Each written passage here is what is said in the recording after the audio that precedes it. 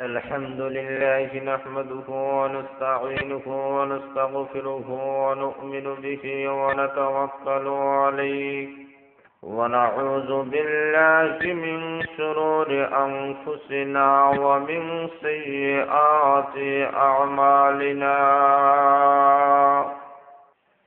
من يهده الله فلا مضل له ومن يضلله فلا هادي له ونشهد أن سيدنا وسندنا وحبيبنا ومولانا محمدا عبده ورسوله الذي أرسل إلى الناس كافة بشيرا ونذيرا وداعيا إلى الله بإذنه وسراجا منيرا أما بعد فقد قال الله تبارك وتعالى في كلامه المجيد وفي فرقانه الحميد أعوذ بالله من الشيطان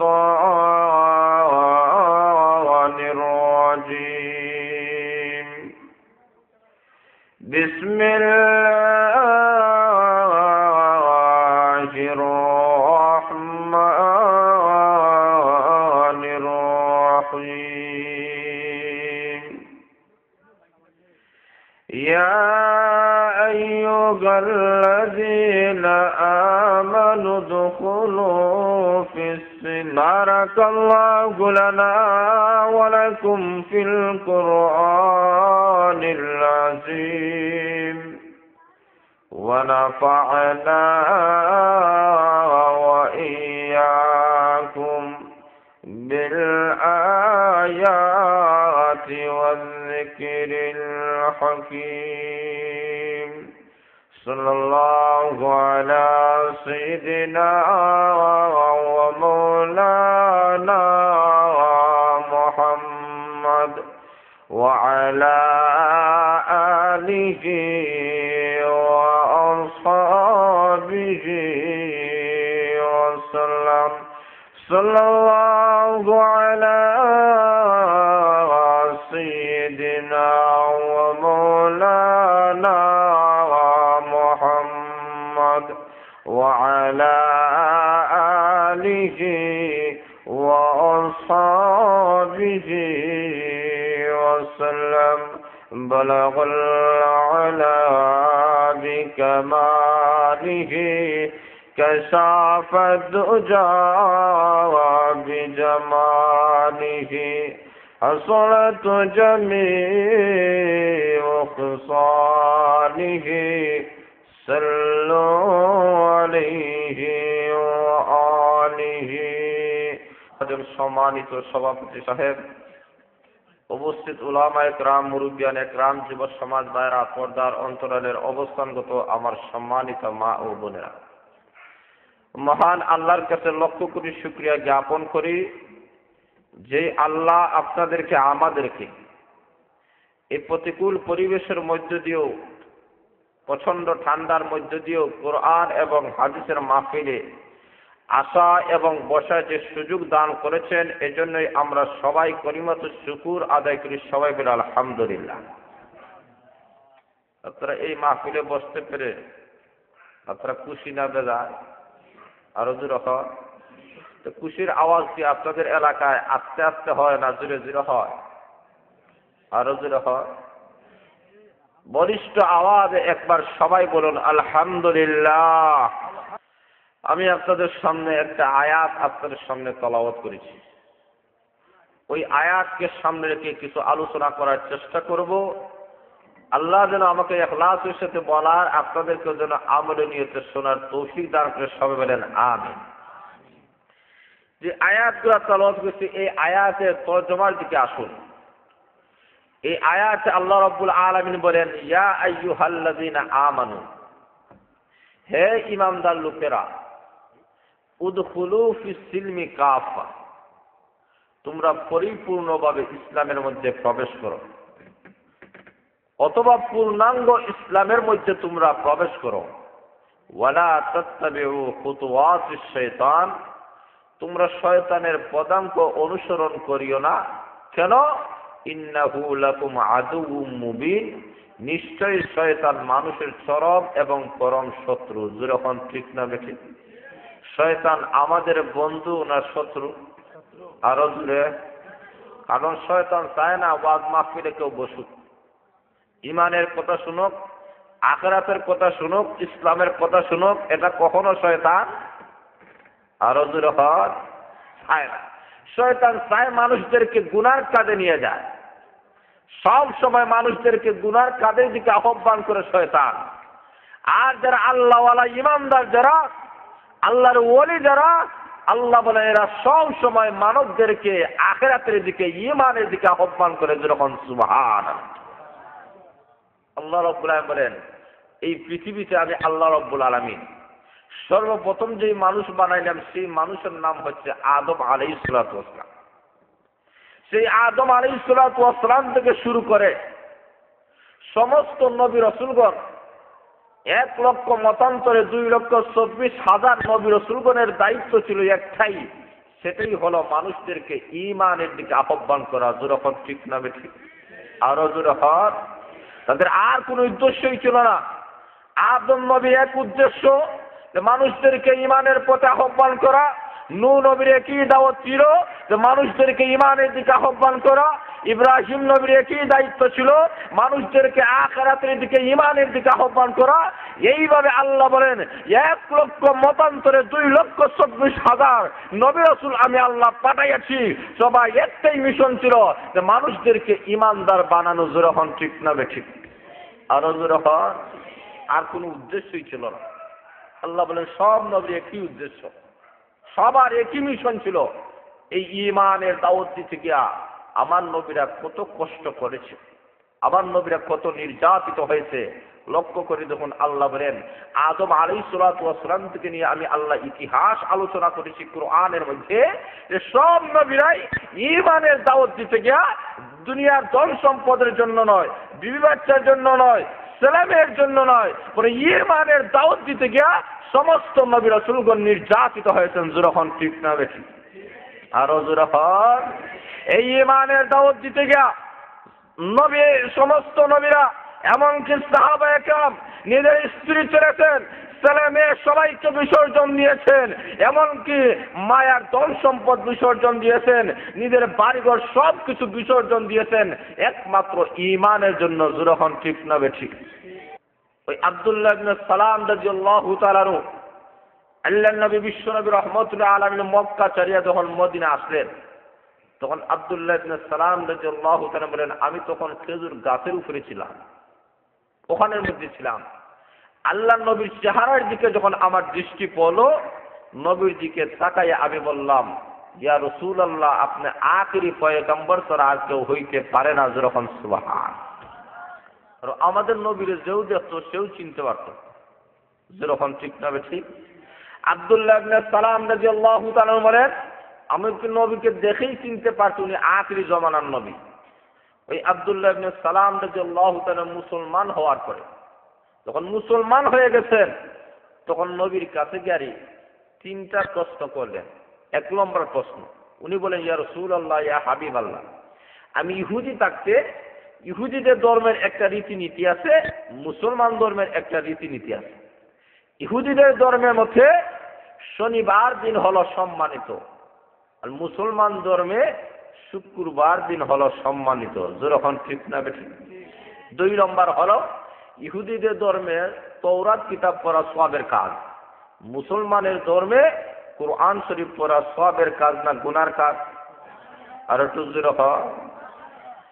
নবীর কাছে আসিয়া বলে, ইয়া রাসূলুল্লাহ, ইয়া হাবিবাল্লাহ, ওগো আল্লাহর নবী, আমি যদি একদিকে শনিবার দিনটাকে যদি আমি সম্মান করে মর্যাদা দেই, আবার শুক্রবার দিনটাকেও যদি সম্মান দেই, মর্যাদা দেই, তাহলে একদিকে ইহুদিদের ধর্ম পালন করা হয়, ভিন্ন দিকে মুসলমানের ধর্ম পালন করা হয়।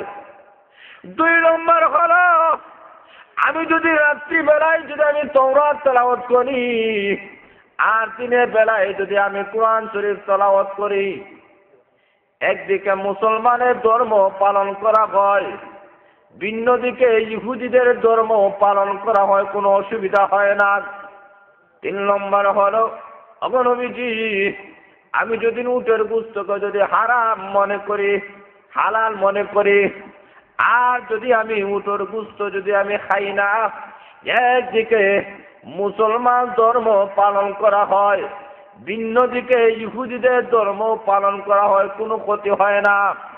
ওই 3টি প্রশ্ন নিয়ে যখন আব্দুল্লাহ ইবনে সালাম রাদিয়াল্লাহু তাআলা আনহু আল্লাহর নবীর কাছে গিয়ে যখন বললেন, ওগো নবীজি, ওই 3টি কাজের পারমিশন আপনি দেন।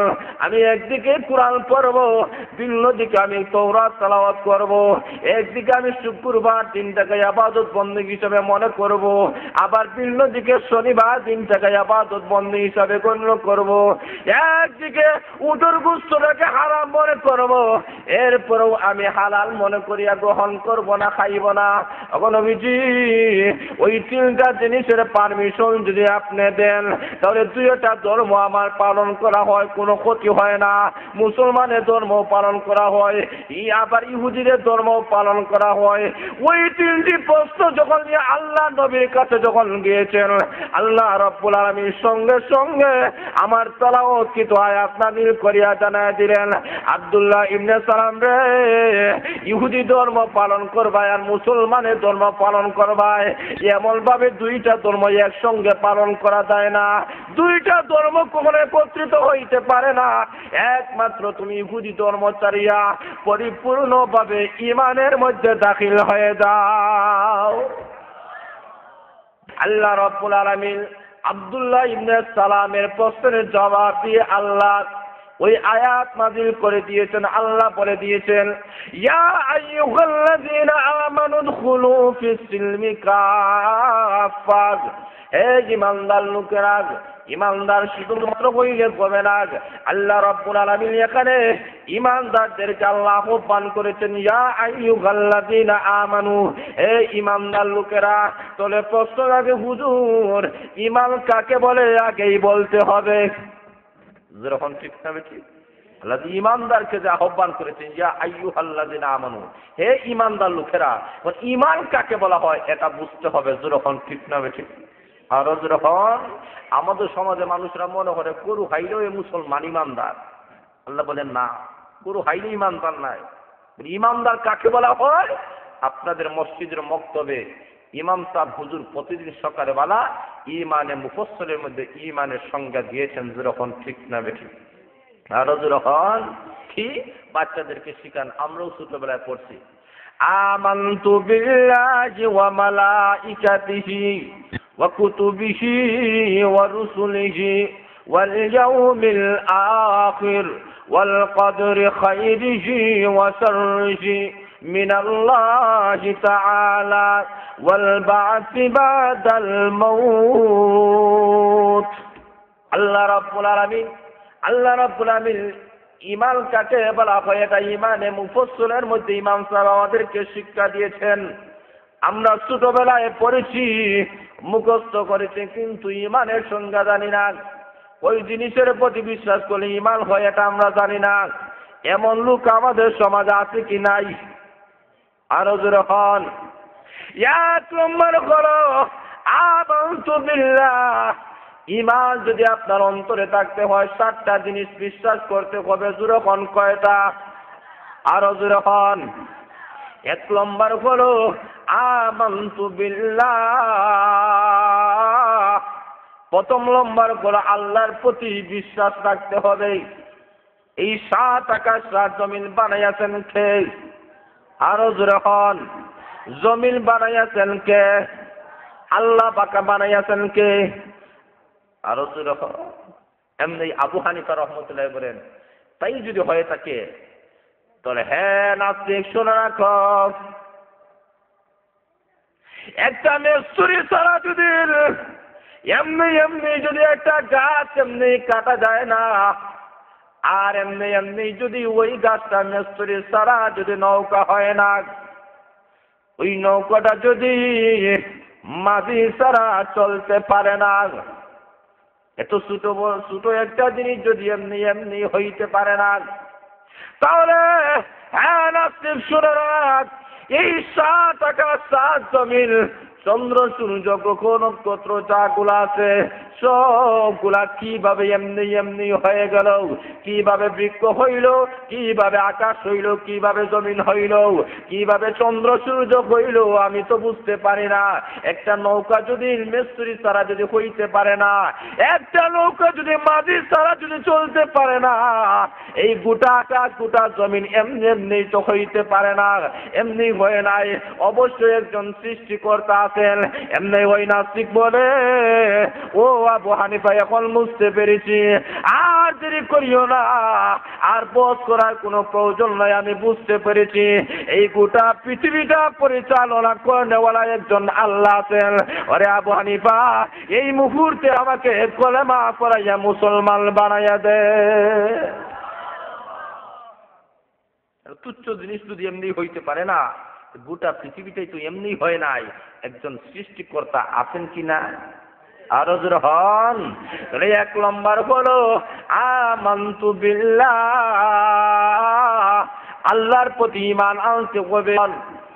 আল্লাহ রাব্বুল আলামিন বলেন, অসংখ্য অগণিত আমি আল্লাহ রাব্বুল আলামিন ফেরেশতা বানিয়েছি, তোর মধ্যে 7 জন আল্লাহ রাব্বুল আলামিন বলেন বড় বড় ফেরেশতা আছেন। একজন ফেরেশতার নাম জিবরাইল, আরেকজনের নাম মিকাইল, আরেকজনের নাম ইসরাফিল, আরেকজনের নাম আজরাইল। জোরে হন, ঠিক না বেঠিক? আরো জোরে হন। আল্লাহ রাব্বুল আলামিন বলেন বড় বড় 4 জন ফেরেশতা আমি আল্লাহ বানাইয়াছি। হ্যাঁ দুনিয়ার মানুষেরা আদম আলাইহিস সালাতু ওয়াস সালাম থেকে শুরু করে কিয়ামত পর্যন্ত যত নর নারীরা আসবে, যত জীব জানোয়াররা আসবে, সমস্ত হায়াওয়ানাতের সমস্ত মানুষের জান যিনি কবজ করেন তিনি নাম হয়েছে আজরাইল আলাইহিস সালাতু ওয়াস সালাম। যখন ঠিক না বেশি আজরাইলকে দেখছেন কোনদিন? আরো যখন আজরাইল আলাইহিস সালাতু ওয়াস সালামের কাজ হলো মানুষের জান কবজ করা, অথচ আজরাইলকে দুনিয়ার কোনো মানুষ দেখে নাই। ইসরাফিল আলাইহিস সালাতু ওয়াস সালামকে আল্লাহ রাব্বুল আলামিন আকাশের মধ্যে রেখে দিয়েছেন। আল্লাহ একটা সিংহা দিয়ে আল্লাহ হুকুম করেছেন, ইসরাফিল রে, আমি আল্লাহ যখন তোমাকে হুকুম করব ওই সময় তুমি সিংহায় ফুৎকার দেবে। ইসরাফিলের সিংহার ফুৎকারের আওয়াজের কারণে 7 আকাশ 7 জমিন ভেঙে চুরমার হয়ে কিয়ামত হয়ে যাবে। আল্লাহ বলেন আরেকজন ফেরেশতা হলেন মিকাইল আলাইহিস সালাম, উনি তোমাদের নিজেদের ফয়সালা করেন, আকাশ থেকে পানি বর্ষণ করেন, উনি তোমাদের নিজেদের ফয়সালা করেন। এমন ফেরেশতাকে আমরা কোনোদিন দেখি নাই। এরপরে হলো হযরত জিবরাইল আলাইহিস সালাম, ওনার দায়িত্ব হলো আল্লাহর পক্ষ থেকে কিতাব নিয়ে আসা। 1,27,2,24,000 নবী রাসূলগণের কাছে যিনি কিতাব নিয়ে এসেছেন উনির নাম হলো জিবরাইল আলাইহিস সালাম। আল্লাহ বলেন এইভাবে বড় বড় 4 জন ফেরেশতা আছেন, ছোট ছোট অসংখ্য গণিত ফেরেশতা আছে, এই ফেরেশতাদের সংখ্যা মানুষের জানা নাই। আল্লাহ রাব্বুল আলামিন বলেন, এমনকি আল্লাহর নবী রাহমাতুল লিল আলামিন বলেন 7 জন জমিনের মধ্যে একটা ঘর আছে, যেই ঘরের নাম বাইতুল্লাহ। জোরে হন কি? আরো জোরে হন। ওই বাইতুল্লাহর সরাসরি উপরে একটা ঘর আছে, যেই ঘরের নাম বাইতুল মামুর।